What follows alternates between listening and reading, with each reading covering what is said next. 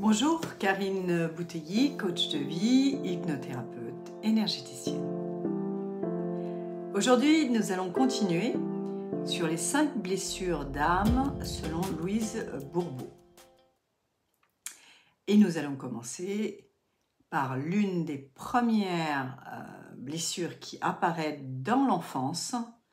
C'est une blessure de l'être, le rejet, et son masque de fuyant. La blessure de rejet est une blessure donc identitaire. C'est le être qui est touché. L'enfant se sent rejeté dans son être et surtout dans le droit d'exister. C'est une blessure de naissance ou même d'avant, donc karmique, et qui peut aussi apparaître jusqu'à 1 an. Par exemple, dans le ventre de la mère, il prenait en général peu de place et c'était tout noir. C'est le cas pour les enfants non désirés ou enfants qui n'étaient pas du bon sexe.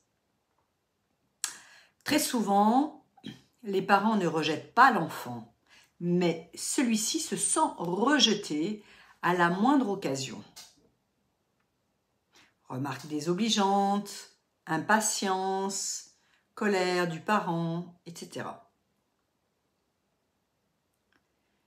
Cette blessure est souvent vécue avec le parent de même sexe, mais pas toujours, selon si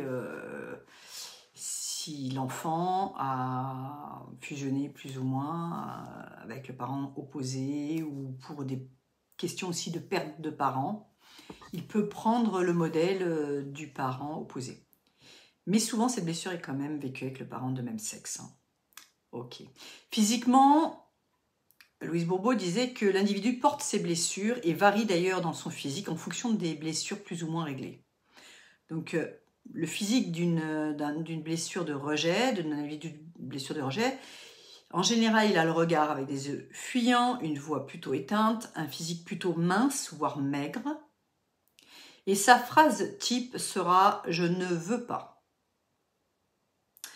Tant que la blessure n'est pas guérie, cela poussera la personne à interpréter la contradiction et les remarques comme du rejet de soi. L'âme, du coup, va, avec ses blessures, fabriquer un masque de fuyant qui devient sa nouvelle personnalité. Et du fait que l'âme se sente rejetée par le parent, elle va donc douter de son droit d'exister, de vivre. L'individu qui porte cette blessure d'âme va même aller jusqu'à penser qu'il doit disparaître. On va trouver chez ces personnes des tentatives de suicide ou encore des problématiques d'anorexie pour disparaître, ne pas exister. Enfant et adulte, il est souvent dans la lune. Il a du mal à s'ancrer et à trouver sa place dans ce monde. Il peut même se sentir étouffé et prendre la fuite, ou rejeté et prendre la fuite. Et quand il sera aimé, il ne se sentira pas aimé pour ce qu'il est. Le fuyant préfère ne pas s'attacher de ce fait au matériel. Il aura souvent des problématiques financières. Il fuit souvent dans son intellect, dans la spiritualité ou même dans la religion. Il peut s'inventer des mondes ou ne pas vivre correctement sa matérialité. Il peut aussi avoir des difficultés sexuelles car il pense que la sexualité interfère avec la spiritualité. Son vocabulaire sera nul, rien. Il aura souvent peur, panique, il peut faire des crises de panique. Disparaître sont souvent dans son vocabulaire. À l'école, il aura tendance à s'isoler afin de devenir invisible et rester dans la lune. Et ne pas être approché, ce qui renforce son sentiment de rejet. Cela peut produire même de la haine chez lui, et notamment envers le parent du même sexe, ou celui dont il se sent rejeté. Plus la blessure de rejet est forte, plus la personne attire des expériences de rejet où elle rejettera elle-même. Et elle peut même d'ailleurs aussi se rejeter et ne pas s'accepter. Elle aura des comportements alimentaires d'anorexie, mais aussi d'addiction, d'alcool et de drogue. Sa grande maladie principale sera un cancer lié à la rancune contre le parent que l'individu pense qu'il rejette. Il peut aussi avoir des problèmes respiratoires liés à la panique, à la peur, des allergies, des intolérances, des vomissements, de l'agoraphobie, des étourdissements, des évanouissements. Tout ça, c'est aussi des fuites en avant, puisqu'il c'est un fuyant, n'oublions pas, c'est le masque qu'il va porter. Il n'aimera pas les conflits, évidemment. Il abusera aussi beaucoup du sucre pour compenser ce sentiment de rejet. Il fera donc de l'hypoglycémie, voire du diabète. Il peut devenir dépressif ou bipolaire, car s'il développe la haine ou les sentiments négatifs envers son parent qui le rejette, et ça peut même, donc, comme je l'ai dit, le conduire au suicide. Très souvent, l'individu développera le même comportement, en réalité, que son parent qui l'a rejeté, avec ses propres enfants. Mais bien évidemment, il ne le remarquera pas. C'est un comportement inconscient pour que lui-même ait des critiques peut-être et des jugements de la part de ses propres enfants et régler son rapport à son parent. Et il ne le voit pas, évidemment, ce comportement. Donc la seule solution, c'est de devenir conscient de ses propres comportements, de ses pensées de rejet et de dépasser peut-être aussi la honte d'être comme le parent qu'il a critiqué et dont il a la même blessure. Il faut donc qu'il pardonne à ce parent et qu'il se pardonne surtout à lui-même et aux autres qui l'auront rejeté. La deuxième grande blessure d'être est la blessure d'abandon, avec donc son masque de dépendant affectif. Cette blessure est souvent vécue avec le parent du sexe opposé entre 1 an et 3 ans. L'enfant, cette fois-ci, ressent un sentiment d'abandon qui apparaît dès la petite enfance.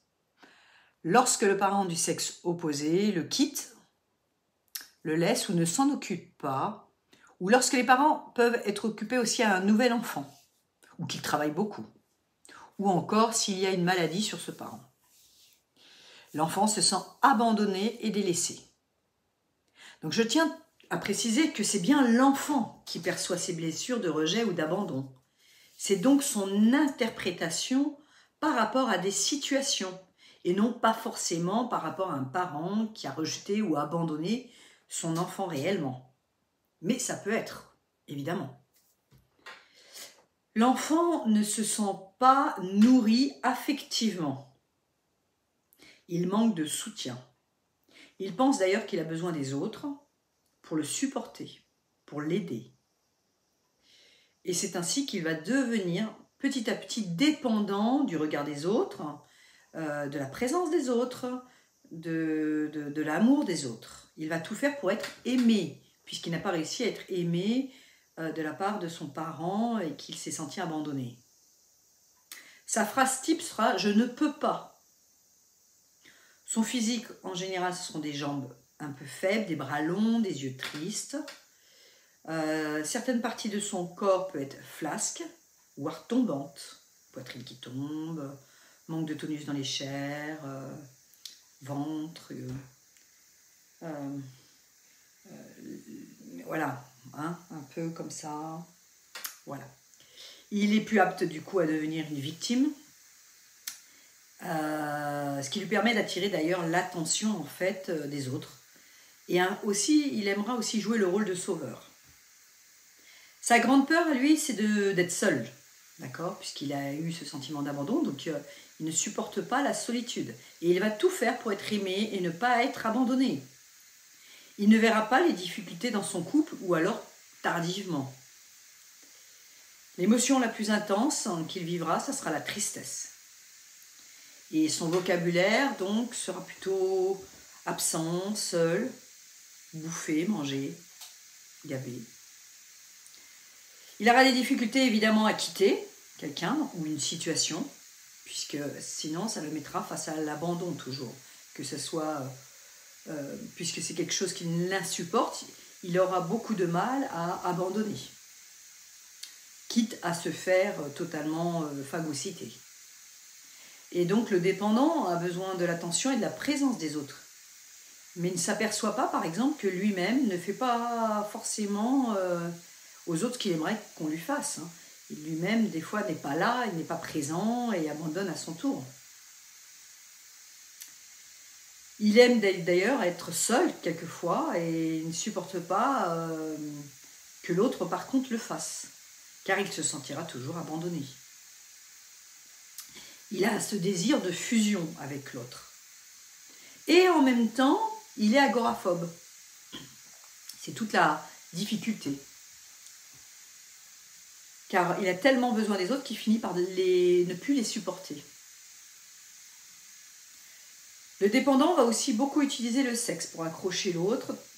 Et souvent, il ne voudra pas spécialement d'enfant, afin de garder l'attention de l'autre sur lui et que ce ne soit pas détourné sur l'enfant. Son alimentation, c'est souvent manger beaucoup quand il manque d'affection et qu'il n'a pas ce qu'il veut. Il va avoir une tendance boulimique.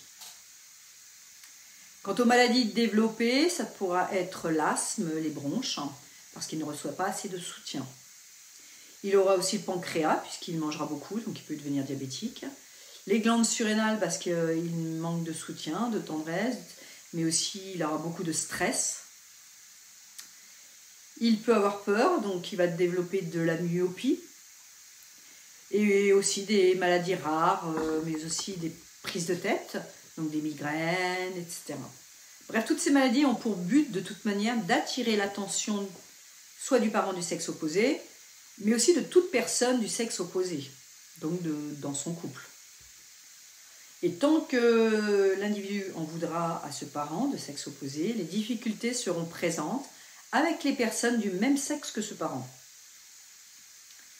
Quoi qu'il en soit, abandon ou rejet, les parents ont certainement eu la même blessure en général avec leurs propres parents. Ce sont des blessures karmiques. Donc je vous rappelle que le but de l'âme, de son incarnation, c'est de vivre dans l'amour véritable et de s'accepter. Notre âme souffre de façon différente selon les blessures activées et c'est l'ego, notre ego, que nous laissons et qui va nous convaincre qu'il a besoin, pour moins souffrir, de se revêtir de masques. Or, c'est le contraire, puisque l'ego, qui veut toujours évidemment avoir raison, va nous obliger à porter ces masques, mais en fait, ces masques qui vont être portés à chaque fois que la blessure est activée va renforcer notre problématique. Plus nous nous protégeons, plus nous portons des masques et plus nous entretenons en réalité cette blessure et plus on a mal. Car ces masques vont être portés dans l'impulsivité, par réaction de défense.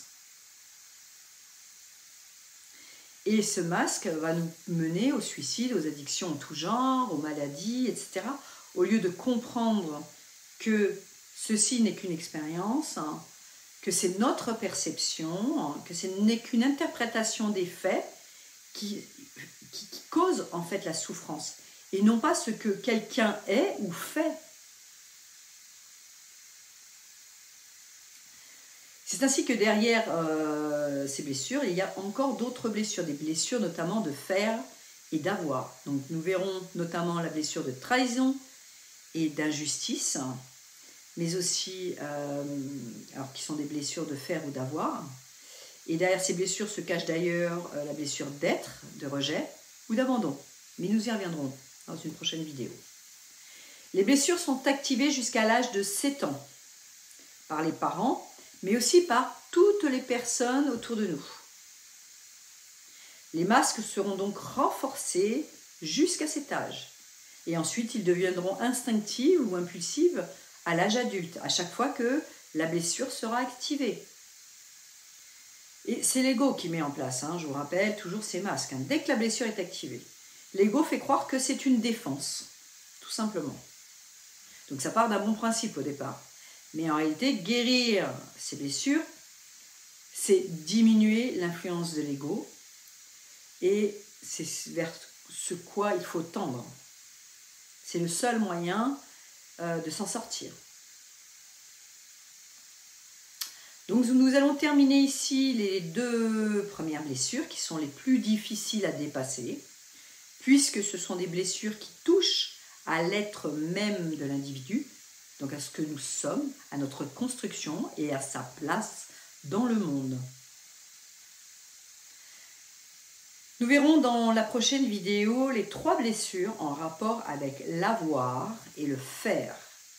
Donc nous verrons la blessure d'humiliation et son masque de masochiste, la blessure de trahison et son masque de contrôlant, et enfin la blessure d'injustice et son masque de rigide. Je vous remercie pour votre écoute. Je pense que cela doit faire écho en vous et vous allez ainsi mieux comprendre votre construction. Et vous devez mieux comprendre pourquoi parfois vous vous retrouvez dans des conflits ou dans des situations blessantes. C'est simplement que certaines blessures ont été activées et parce qu'elles sont là depuis l'enfance.